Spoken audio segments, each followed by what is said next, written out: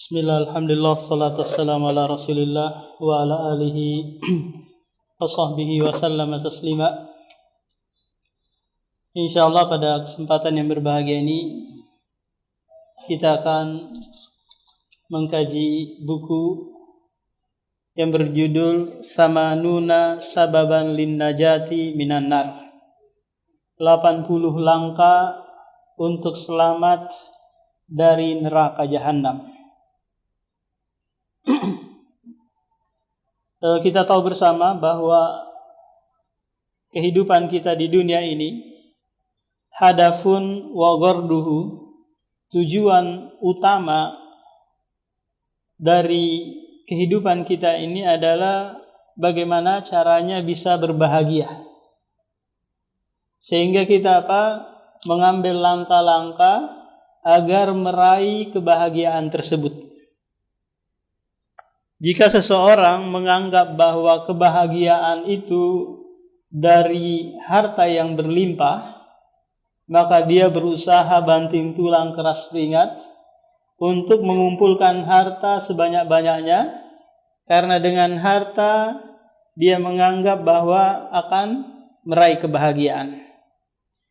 Jika seseorang itu menganggap bahwa kebahagiaan itu jika mendapatkan posisi dan jabatan yang baik dan tinggi, maka dia berusaha mencalonkan diri untuk Untuk menduduki jabatan-jabatan penting, karena dia menganggap disitulah kebahagiaan diraih. Nah, ternyata kebahagiaan itu bisa dihalangin oleh dua hal, yaitu kecemasan dan kesedihan. Seseorang itu tidak akan pernah merasa bahagia kalau cemas dan sedih senantiasa menghantuinya. Meskipun dia jadi orang milioner, jabatannya tinggi, pengangguran kah, miskin kah, kalau dua hal ini senantiasa ada pada dirinya, cemas dan takut, sedih, pasti dia tidak menjadi orang yang berbahagia. Lantas kebahagiaan itu hanya diraih bagi mereka yang dapat menepis dua hal ini. Sedih, cemas, takut, kalau dapat ditepis ini, maka Anda menjadi orang yang berbahagia dunia dan akhirat. Dan kedua hal ini dapat ditepis dengan iman dan takwa. Allah Subhanahu wa taala berfirman di dalam Al-Qur'an, "Ala inna awliya Allahi la khaufun 'alaihim wa la hum yahzanun." Ketahuilah, Allah membatasinya ini. Sesungguhnya wali-wali Allah adalah mereka yang tidak bersedih dan tidak pula merasa takut. Tidak bersedih karena tidak meraih cita-cita, keinginan dunia. Dan tidak pula merasa takut dari kehilangan apa yang dia miliki dari perkara dunia. Alladzina amanu wa kanu yattaqun. Wali Allah adalah mereka yang beriman dan bertakwa. Lahumul busyra fil hayatid dunya wa fil akhirah. Bagi mereka lah ini kabar gembira, kebahagiaan di dunia dan di akhirat kelak. Nah, jadi kapan kita meraih kebahagiaan yang hakiki? Apakah dengan uang yang banyak, dengan kedudukan yang tinggi, dengan banyak anak, banyak istri, rumah mewah? Bukan itu ternyata. Kebahagiaan itu diraih dengan apa? Dengan iman dan takwa. Apapun kondisi dan keadaan kita akan senantiasa berbahagia. Dan kebahagiaan ini akan mengantarkan pada kebahagiaan akhirat. Karena seseorang itu jika ingin berbahagia akhirat, maka dia harus berbahagia di dunia dulu. Kata Ibnu Taimiyah, inna fid dunya jannah man lam yadkhulha lam yadkhulul jannatal akhirah. Sesungguhnya di dunia itu ada surga. Siapa yang tidak merasakan surga dunia, maka dia tidak mungkin masuk surga akhirat. Enggak ada istilah apa? Berakit-rakit dahulu. Berenang-renang.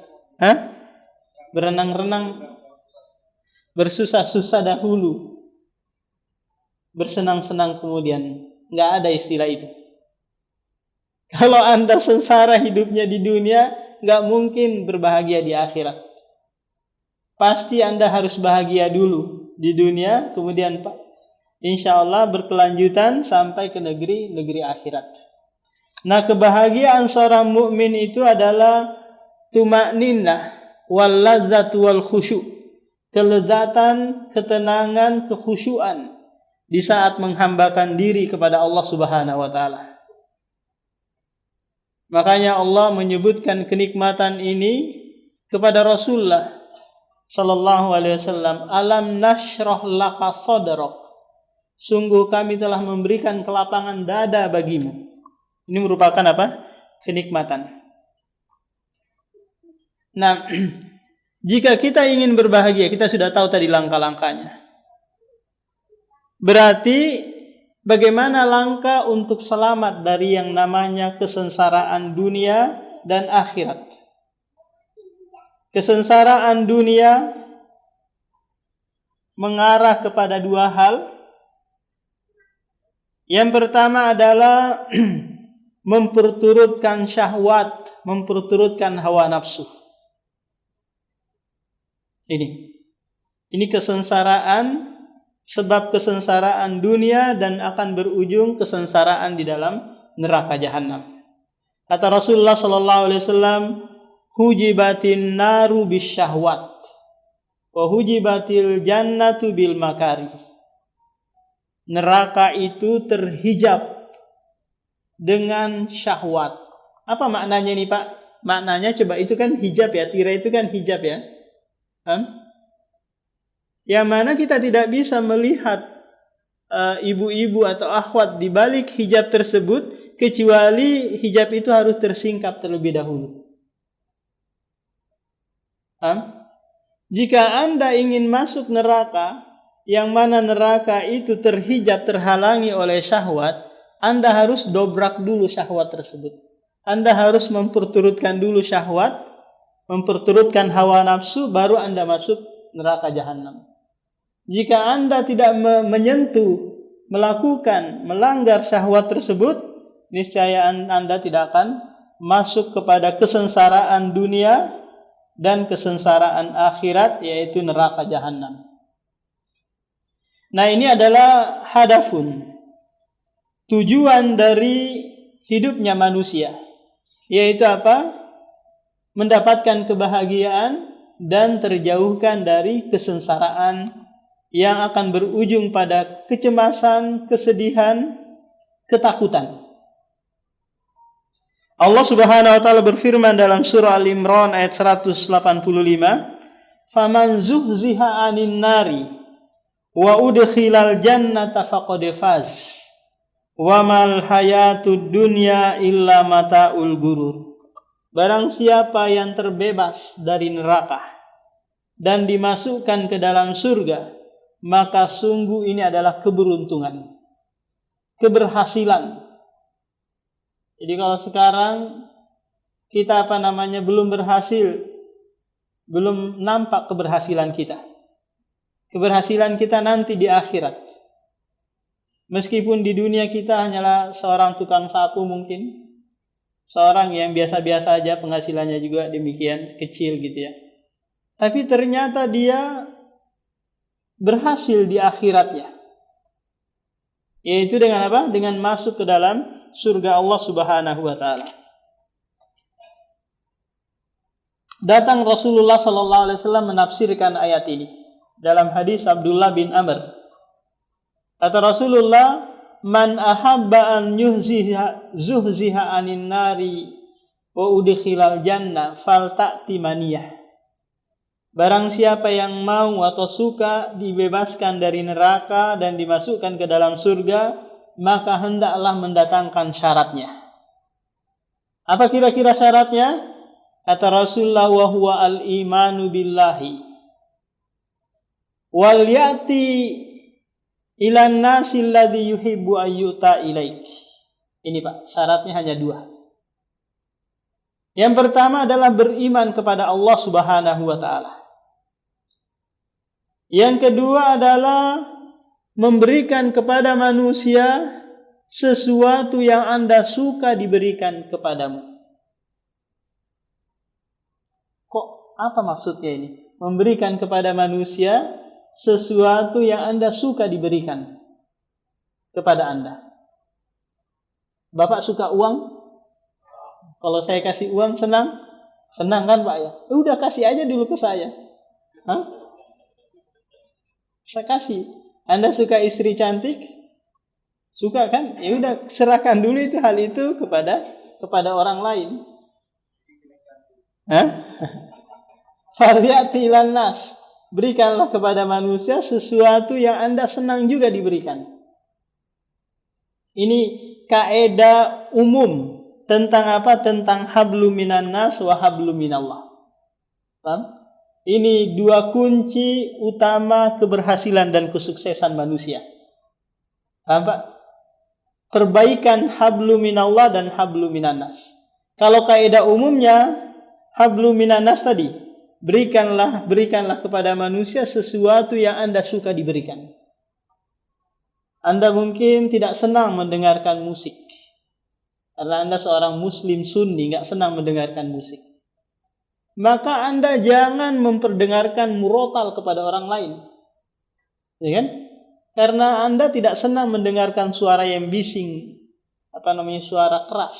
Meskipun Anda suka Al-Quran. Orang lain suka musik kan? Tapi Anda tidak suka. Maka jangan hal itu diberikan kepada orang lain, sementara Anda tidak suka juga mendengarkan hal tersebut. Anda tidak suka diambil hartanya dengan cara zalim.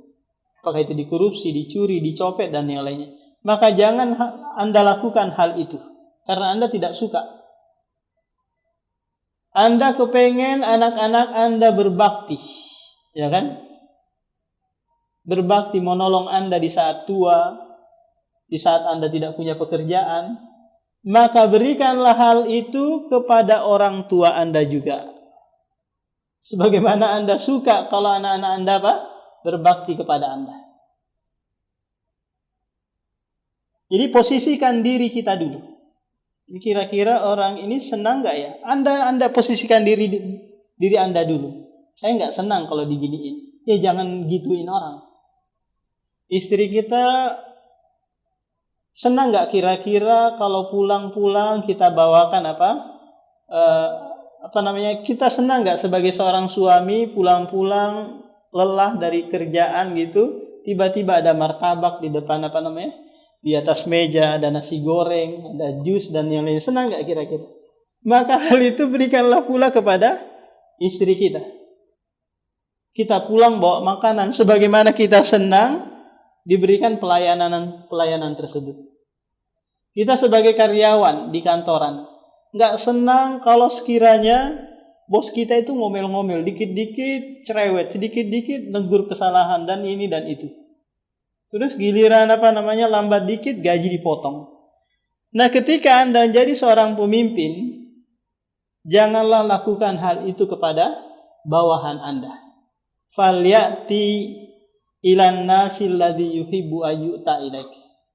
Nah, di Rasulullah sallallahu alaihi wasallam memberikan kaidah umum kepada kita tentang muamalah kepada manusia.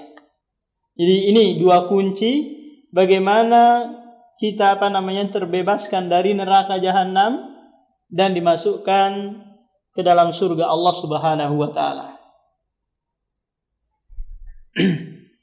Jadi mengarah semua kepada hablum minallah dan hablum minannas. Jadi percuma ada seseorang yang dia rajin sholat, rajin ngaji, khotaman Al-Quran setiap hari, tapi mengganggu warga dengan suara bacaannya yang berisik. Paham? Dia ngaji khotaman setiap hari tapi pakai pengeras suara. Suara luar, toa. Ini mengganggu muslim sama non-muslim yang lain. Maka orang ini celaka. Paham? Meskipun yang dia lakukan kebaikan, akan tetapi ada kaitannya dengan orang lain. Yaitu dia sakiti orang lain dengan apa? Dengan suara yang berisik. Tidak setiap saat kaum muslimin itu mau mendengarkan Al-Quran. Tidak setiap saat. Apalagi non-muslim yang terganggu dengan suara-suara berisik kita. Belum lagi pemerintah sudah mengatur bahwa suara yang boleh keluar hanyalah suara Suara azan. Untuk menunjukkan masuknya waktu sholat. Tak kala ada seorang sahabat datang kepada Rasulullah menceritakan bahwa ada seorang perempuan yang dia Masya Allah rajin sholat malam, rajin puasa sunnah, rajin bersedekah. Masya Allah. Yang wajib-wajib dia sudah lakukan. Dia tambah lagi yang sunnah-sunnah nih. Kata sahabat ini, ghairu annaha tu'dhi jiranaha bilisaniha. Hanya saja perempuan ini suka menyakiti tetangganya dengan lisannya. Dia sering ngomelin tetangganya, sering cerewetin tetangganya. Kata Rasulullah, hiya finnar, tempatnya di dalam neraka. Rasulullah di sini tidak muwazanah, menimbang-nimbang. Sebentar, saya timbang dulu nih antara kebaikan dia dengan keburukannya. Enggak ada. Langsung hiya finnar. Dia tempatnya di neraka. Kenapa kira-kira Pak? Karena hablu minan nasnya buruk. Hubungan dengan tetangganya jelek. Sehingga dia neraka tempat kembalinya. Jadi faman zuhziha 'anil nari wa udkhilal jannah faqad faz. Zalikal fauzul azim. Ini adalah keberuntungan yang sangat besar dan sangat agung. Wa mal hayatud dunya illa mataul gurur. Dan tidaklah kehidupan dunia itu kecuali mata. Mata itu adalah perhiasan yang menipu. Perhiasan yang hanya bisa dipajak, dipandang menyenangkan. Kapan bisa memberikan kebahagiaan? Tak kala kita jadikan sebagai perantara untuk mendekatkan diri kepada Allah Subhanahu wa taala.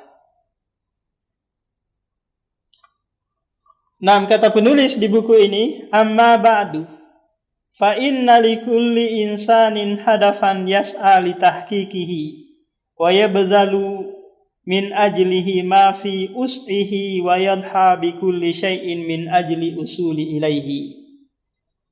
Kata penulis, sesungguhnya setiap manusia memiliki hadafa, tujuan hidup yang dia nanti yas'a berusaha untuk untuk mencari, meraih tujuan tersebut dan mengerahkan kesungguhannya min ajli karena hal tersebut. Dengan apa? Dengan mengerahkan kesungguhan agar sampai kepada tujuan. Cita-cita, harapan bisa saja kita ucapkan. Saya cita-citanya jadi dokter, ya kan? Saya cita-citanya jadi pengusaha. Karena mungkin menganggap bahwa Masya Allah hidup pengusaha itu luar biasa ya, bahagianya ya. Mau beli apa saja ada uang gitu. Dia ini bisa sesukanya dia. Ada lagi yang bercita-cita mau jadi seorang dokter, menganggap bahwa Masya Allah kerjaan dokter itu baik, dan seterusnya. Tapi semua cita-cita dan harapan tersebut belum tentu terwujud, kecuali apa yang sudah ditakdirkan oleh Allah Subhanahu wa taala. Dulu anak masih kecil gitu, cita-citanya kepengen jadi pengusaha. Tidak pernah bercita-cita ingin jadi seorang pengajar agama. Tidak pernah terpikir maupun terbayang sedikit pun. Apalagi dicita-citakan mau menjadi seorang ustadz pengajar agama duduk di majelis ilmu, tidak pernah. tapi berjalannya waktu takdir yang mengarahkan kepada hal tersebut. Jadi apa? Jadi belum tentu sesuatu yang kita anggap baik itu ternyata baik bagi kita. Dan sebaliknya boleh jadi yang kita anggap itu buruk ternyata itu baik bagi kita. Kata Allah Subhanahu wa taala dalam surah Al-Baqarah, kutiba diwajibkan atas kalian berperang. Wa huwa kurhul lakum, sementara kalian tidak suka. Fa asa an takrahu syai'an wa huwa khairul lakum. Wa asa an tuhibbu syai'an wa huwa kurhul lakum. Wallahu ya'lamu wa antum la ta'lamun. Boleh jadi kalian membenci sesuatu padahal itu baik bagi kalian. Boleh jadi kalian mencintai sesuatu padahal itu buruk bagi kalian. Ingat, Allah yang tahu sementara kalian tidak mengetahui. Kita menganggap bahwa ini baik. Cuma kadang kita melakukan hal-hal yang kurang, istilahnya kurang ajar kepada Allah Subhanahu wa taala. Kalau kita ingin memulai usaha, ingin memulai pekerjaan, mendaftar jadi seorang pegawai, yang kita ucapkan, ya Allah, tolong mudahkan. Tolong mudahkan, lancarkan usaha saya ini. Lancarkan pekerjaan saya ini. Tanpa meminta pertimbangan musyawarah ikhtiar dari Allah Subhanahu wa taala. Enggak usah lagi kamu memilih Allah, enggak usah lagi pilihkan ini atau itu. Pokoknya ini sudah baik, mudahkan saja deh. Itu. Saya mau jualan pisang goreng, ini sudah baik ya Allah, tolong kamu mudahkan aja. Nih. Dia enggak tahu akibat nanti jualannya dia itu. Akibat usahanya nanti apa? Karena ini perkara dunia kan, yang belum tentu akan berujung pada kebaikan ataukah keburukan. Sementara Allah yang mengetahui akibat sesuatu itu. Maka yang dituntut oleh Allah kepada kita agar kita berbahagia dengan usaha kita tersebut adalah istikharah. Meminta pilihan kepada Allah, apakah ini baik ataukah tidak. Jika sekiranya baik, mudahkan. Jika sekiranya tidak baik, segerakan untuk tidak dilanjutkan. Karena Allah Subhanahu wa taala yang Maha mengetahui akibat dari perkara dunia. Tapi kalau untuk urusan akhirat semuanya baik. Tinggal kita membutuhkan menuntut kepada Allah at-taufik, ketetapan, keistiqomahan untuk menjalankan perintah tersebut. Nah, mungkin ini sebagai bentuk muqaddimah. Kita lanjutkan pada pertemuan berikutnya, insyaallah sudah ada bukunya. Sambil kita baca langkah-langkah atau sebab-sebab agar kita terbebas dari neraka jahanam dan dimasukkan ke dalam surga dunia maupun akhirat kelak. Demikian, subhanakallah wa bihamdika, asyhadu an la ilaha illa anta, astaghfiruka wa atubu ilaik.